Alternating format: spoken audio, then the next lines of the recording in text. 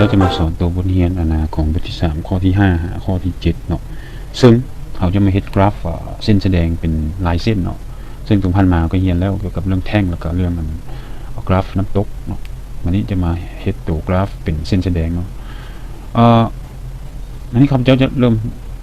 เฮ็ดวิธีใหม่น้อยนึงก็คือผ่านมาเขาจะเลือ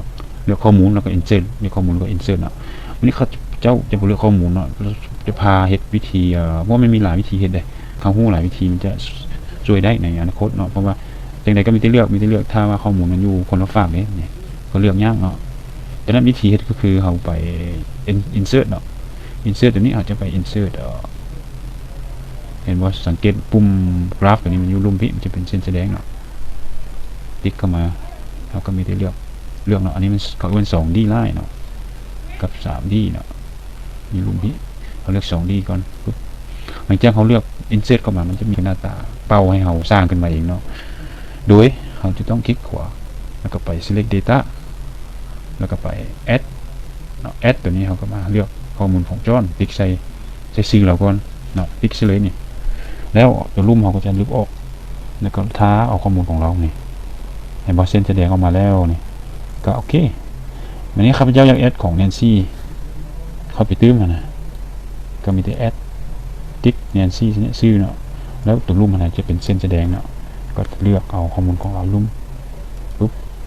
เนาะข้อมูลตัวนี้สังเกตเห็นว่า2เส้นออกมาแล้วของจอห์นกับแนนซี่นะเนาะแต่ข้อมูลอยู่ข้างๆนี่มันคือมันเป็นเลข1เลข51มันบ่ฮู้ว่ามันหยัง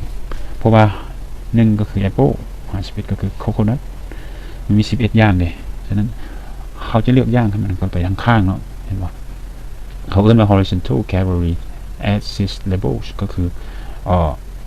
เป็นข้อมูลอยู่กล้อ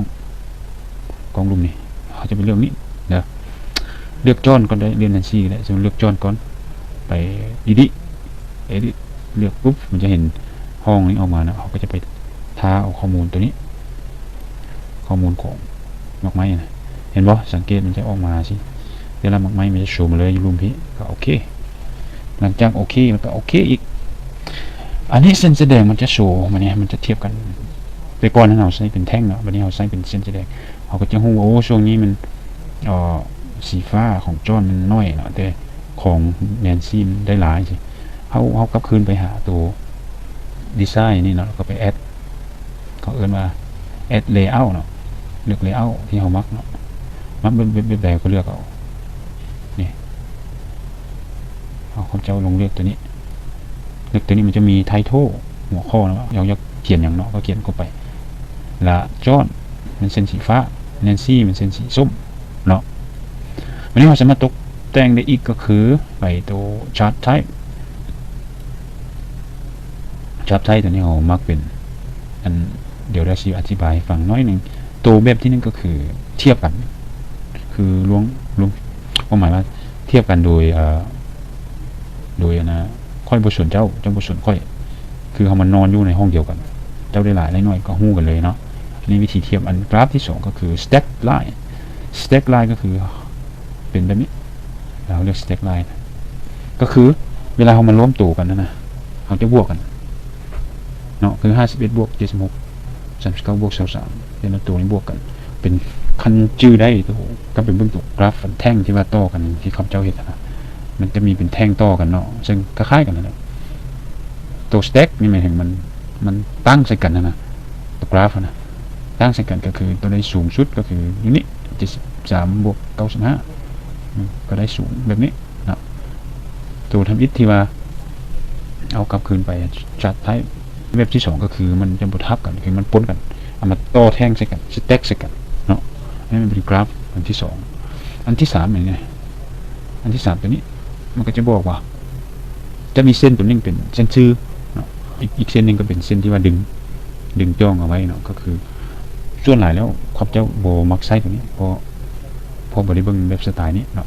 แต่ให้หู้ไว้นะสอนให้หู้ไว้ว่าถ้าไซกราฟแบบนี้ก็คือทั้ง2อย่างมันเป็น 100%แล้วอันนี้39อันนี้23มันเทียบกันเลยนะแต่เป็น 100% เนี่ยมันก็เลยดึงจ้องกันสิเนาะกลับคืนเนาะหรือถ้าผู้ใดมักเป็นมีจ้ ก็เฮ็ดจังซี่ก็ได้เลือกตัวนี้ก็ได้นี่อันนี้บ่มีจำเนาะต้องมีจำนี่แล้ว 3D นี่นะ 3D ก็คือถ้ามักเป็นเส้นแสดง 3D มันจะเป็นแบบนี้หรือว่าบางคนอาจจะโอ้รำคาญนะแต่ตัวเลขนี่บ่อยากให้เห็นนะคอยบ่มักเห็นตัวเลขนะเห็นเส้นแล้วก็ฮู้แล้วสิก็มีแต่ติ๊กใส่ตัวเลขเนาะแล้วก็ลบออกหรืออยู่คีย์บอร์ดนั่นแหละหรือคลิกขวาแล้วก็ delete ก็ delete นี่ก็ออกแล้วเนาะอันนี้มันใส่ 3D เนาะโอเคต่อมาครับเจ้าจะ copy เฮ็ดอีกทางข้าง copy ได้อีกครับแล้วครับเจ้าจะเฮ็ดเป็นกราฟดีไซน์ตัวใหม่ไหมดีไซน์เนาะกราฟ change วันนี้เขาจะเปลี่ยนเป็นarea นี่ไหมนะ area ก็คือเป็นกราฟที่ว่ามีพื้นที่เนาะพื้นที่คล้ายๆกันนี่เขาจะติ๊กออกมาจะเห็นได้ว่าตัวของแนนซี่เนาะมันอยู่ทางหน้าเนาะมันจะบังของจอห์นแล้ว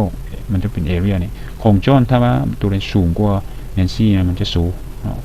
สูงออกมาถ้าตัวนี้ต่ำกว่าน้อยกว่ามันก็จะบังมาเห็นบ่เห็นแบบนี้ก็คือคล้ายๆภูเขากราฟภูเขาเนาะก็คือเอเรียมาทับกันแล้วแบบที่2ก็คือสเต็กตัวนี้ก็คล้ายตัวก้อนที่อธิบายนะสเต็กก็คือมันรวมตัวกันเราตั้งใส่กันนะสินะเพื่อเห็นกราฟว่าเอาเอเรียส่วนหลายเขาจะใช้กราฟตัวนี้ไปเฮ็ดพวกแผนที่นะมันจะมีเอเรียของไผ่ซีซั่นใดเท่าใดสิมันจะเห็นเป็นแบบนี้แหละเนาะอันนี้มันวิธีเปลี่ยนกราฟเนาะถ้าไผ่ยังเบิ่งแบบใดสร้างกราฟแบบเปลี่ยนสีเปลี่ยนสันก็เปลี่ยนได้เนาะต่อไปกราฟเป็นเปอร์เซ็นต์เนาะครับจะมาสอนของบทต่อไปอันนี้เป็นเฉพาะข้อ5ข้อ7เนาะศึกษาเบิ่งเพิ่มเติมแล้วก็เรียนรู้ไปแต่ละน้อยก็สิเก่งเองดอกบ่ยากดอกเรื่องกราฟนี่เฮาเฮ็ดหลายมันก็ฮู้เนาะขอขอบใจหลาย